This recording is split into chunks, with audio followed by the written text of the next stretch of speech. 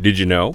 In Japan, Game Boy Color and GBA players could trade Pokemon online, download new maps in Game Boy Wars, and compete in Mario Kart tournaments thanks to one device. It even worked with N64 and was almost used for GameCube. Lately, we've been looking at some of Nintendo's failed experiments, like Satellaview, Virtual Boy, and the Nintendo Power cartridge system. Ideas that were ambitious and futuristic, but failed in execution. The mobile system GB is a similar story. Too far ahead of its time and way too complicated for the target audience. Because even though it was fairly simple in concept, the pages and pages of fine print and fees made it doomed to fail. In the end, it only got 21 games, one less than Virtual Boy got. Commercially, it was also a bigger flop than Virtual Boy, and didn't even sell 100,000 units.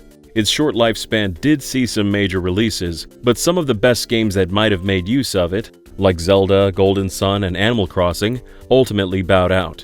Unlike some other failures though, this time, there's a happy ending.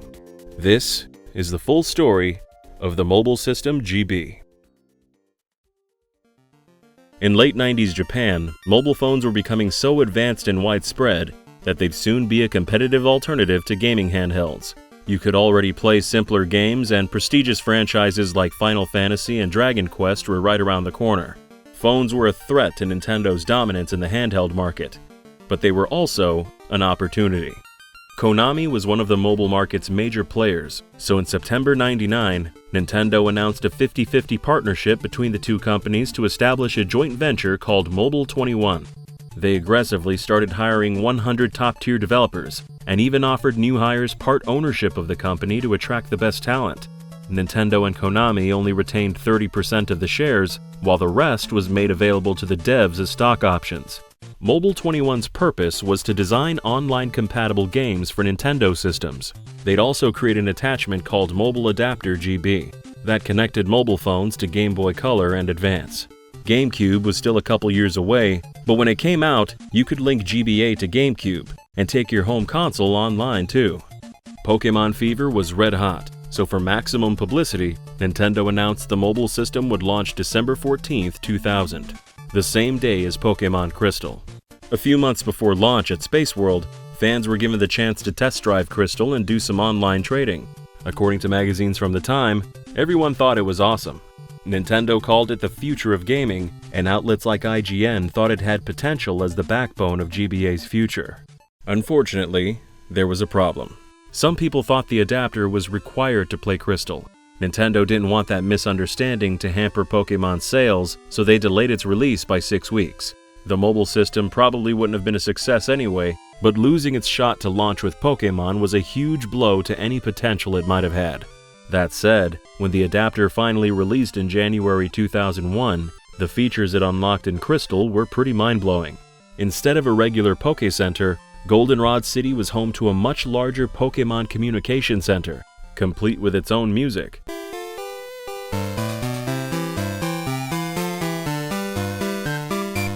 You could trade and battle online, download monthly newsletters, quizzes, and mini-games that awarded in-game prizes. Most famously, the mobile system was the only way you could obtain the GS Ball to catch Celebi. There was also the Battle Tower, which stored the teams and player data of other folks who'd been there too.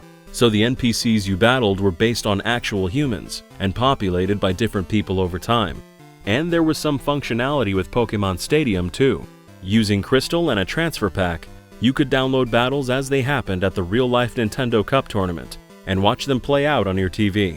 We've got more facts coming up, but first a word from this video's sponsor, Cook and Becker, and their latest art book, Into the Glade of Dreams, The Art and Design of Rayman. This exceptionally made art book is jam-packed with rare concept art and design documents, and since Cook and Becker are working in collaboration with Ubisoft, it has tons of behind-the-scenes details straight from Rayman's developers as well. This new art book celebrates 30 years of Rayman across more than 250 pages. From the earliest sketches and pixel art to the incredibly detailed and lush world of Rayman Legends and beyond. As well as a standard edition, there's also a collector's edition, which includes an exclusive outer slipcase design, 2 shoe-shaped standees, a booklet-style magnet board with 6 Rayman magnets, and an exclusive Rayman concept art print. If you want the collector's edition, you'll have to act fast, because it'll only be available until Christmas. This is the very first English-language book of its kind on one of gaming's most beloved platforming icons, made closely alongside Rayman's creators themselves. Cook and Becker has created the ultimate deep dive on the entire Rayman franchise here, making it the definitive story and celebration of Rayman.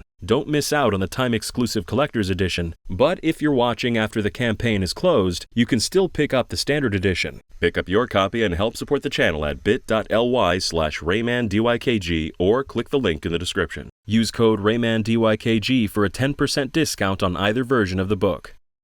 And now, back to the trivia. A few months later, Nintendo published Mobile Golf, a Japan-only sequel to Mario Golf on Game Boy Color. It's got RPG elements and leveling up just like its predecessor, but now with more characters, real-life courses, and of course, online functionality. これ入れたら全国優勝？緊張する。今、私たちは全国のライバルと戦っている。やった！ベストスコア！父さん、携帯貸して。来るぞ！モバイルアダプターをつなげばライバルがどんどん増える。全国に広がる。僕の名前が載ってる。たかし、全国14位。惜しい。もう一回チャレンジ！モバイルゴルフがゲームをさらに深くする。モバイルアダプタ GB とセットで新発売。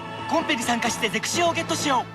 It had online tournaments called Nintendo Opens, which were essentially leaderboards with real-life prizes.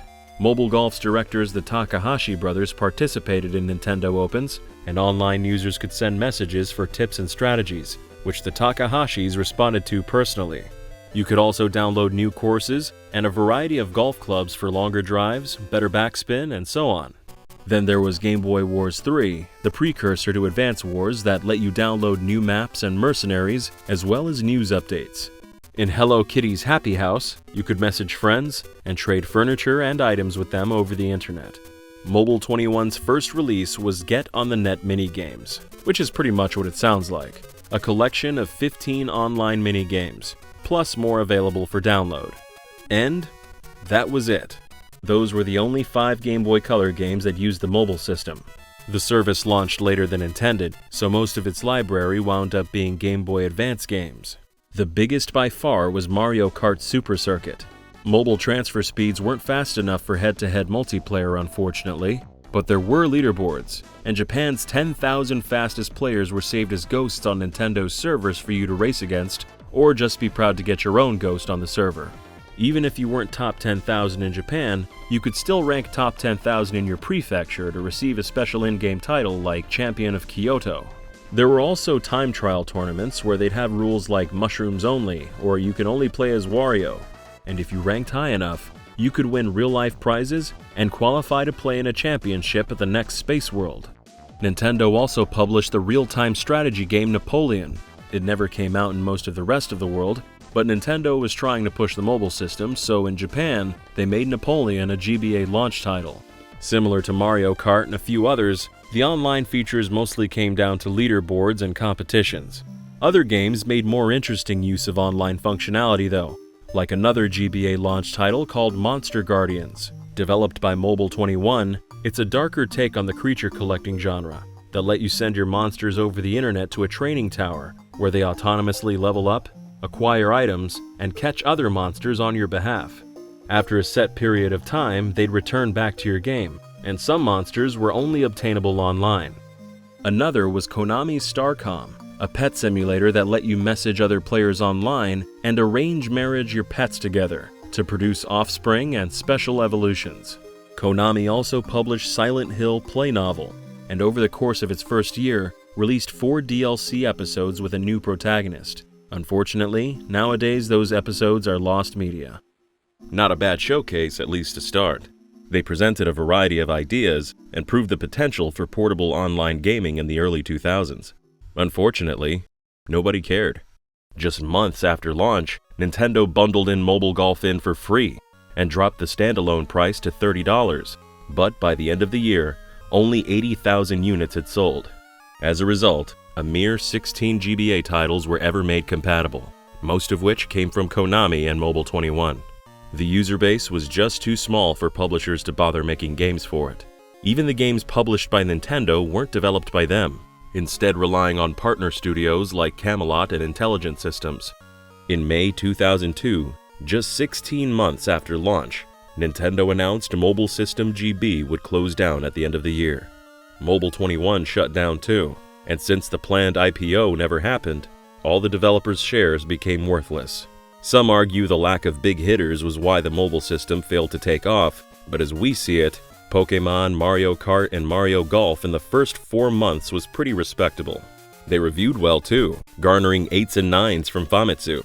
It also had a variety of genres, from RPGs to action-adventure, sport, racing, fishing, visual novels, and tabletop games. And it was decently marketed, with TV commercials, magazine coverage, giveaways, and in-person promotional events. We'd argue the real reason it failed is due to how confusing and intimidating it was to read through the fine print. Case in point, the 13-minute tutorial video Nintendo had to make for salespeople trying to sign up customers. First of all, it starts with a flowchart of hardware requirements, and also comes with an additional manual for the sales rep, plus a user manual that customers need to read. Cause hoo boy, this system was complicated. Kids couldn't buy them on their own, and were required to bring a legal guardian. You'll understand why in a minute. Further restricting how many people could actually buy these things is the fact that, according to a survey from Nintendo Dream magazine, only 20% of fans even had cell phones, and mobile adapters weren't sold in most game stores. Instead, you could only get them at limited qualified locations. To use the system, you had to have a phone plan with a registered carrier. Most phone companies supported the system, but some didn't. There was also a list of compatible models of phone, so if you had the wrong kind of phone, you were out of luck. Different carriers required different adapters, blue, yellow, or red. Annoyingly, you could only directly connect with people who had the same color adapter. Oh, and not so fast, kid, because in addition to phone service, you also need an internet plan.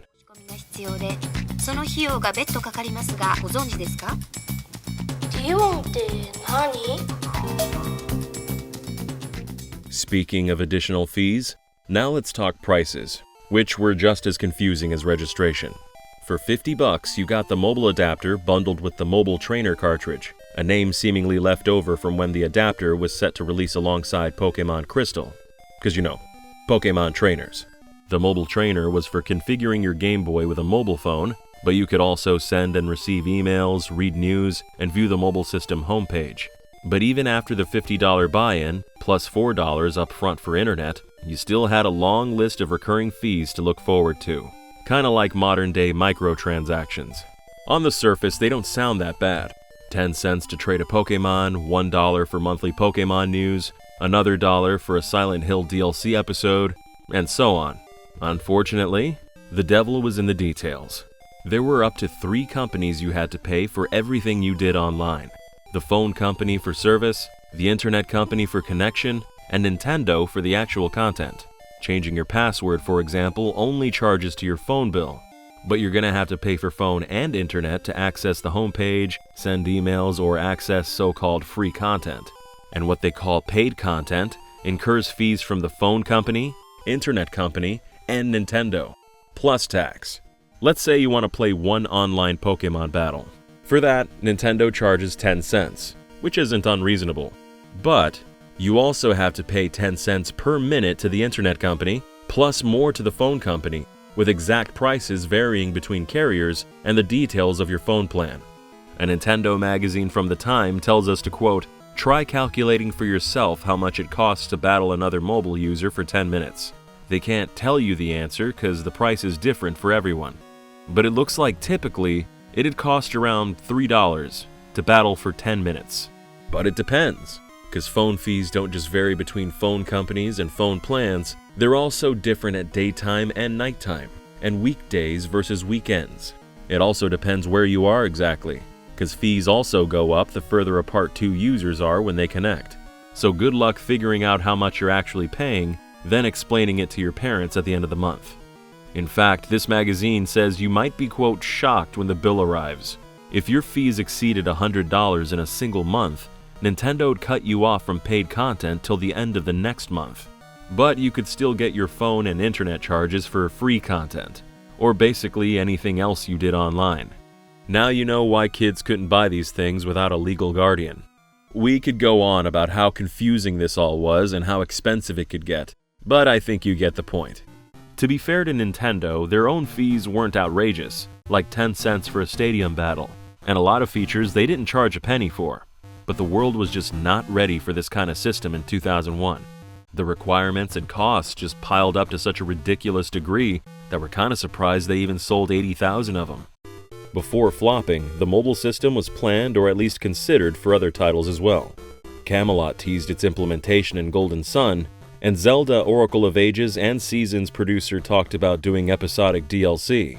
Some lesser-known games were announced as well, like Beatmania GB and Derby Stallion Advance. GameCube compatibility was planned from the start, though as far as we can tell, Nintendo only revealed features for one game, which was that the Animal Crossing team wanted to let you visit other people's villages over the network, but sending entire towns over mobile proved difficult. So instead, they settled on letting you visit people's villages by trading memory cards, which limited the scope to friends in your immediate vicinity. Presumably other games were considered as well, and might have come to pass if the mobile system had been a success. It's fun to imagine how it might have been used in games like F-Zero GX and Mario Golf Toadstool Tour. Not to mention more GBA games like Pokémon and Konami's Yu-Gi-Oh! Titles. Maybe it's best it didn't though, as most players wouldn't get to experience those features, and the ones who did would have had to pay an arm and a leg, and us Western fans wouldn't even have the option. The phone market over here was even less ready for the mobile system than Japan's back then, so bringing the network westward was never going to happen. And well, that's the story of the mobile system GB. Just like Satellaview and Nintendo Power before it, the system was forward-thinking and ambitious, but ultimately crushed under the weight of its own complexities, to the point that 99% of its target audience weren't interested. But luckily for Nintendo, technology evolved fast in the 90s, and a few years later, Nintendo's new president Satoru Iwata directly supervised mobile system successor, Nintendo Wi-Fi Connection. He announced it in 2005 as part of his famous Heart of a Gamer speech. They'd learned their lesson and made a new system with a razor focus on being simple and free. Wi-Fi should be easy for everyone. Our goal is to make this process simple and seamless. And maybe most importantly, we will remove the most important consumer barrier because Nintendo's Wi-Fi connection will be free. He announced Animal Crossing DS was going to let you visit friends' villages over the internet, just as the original was meant to do, and showed off Mario Kart DS online multiplayer. Mr. Iwata, which character are you? I'm Mario.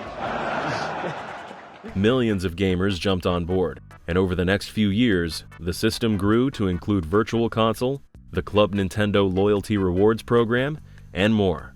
The rest is history. The world wasn't ready for online portables in 2001, but we salute Nintendo for trying and learning from its failure to build a better future. Did you know that Halo DS was actually real?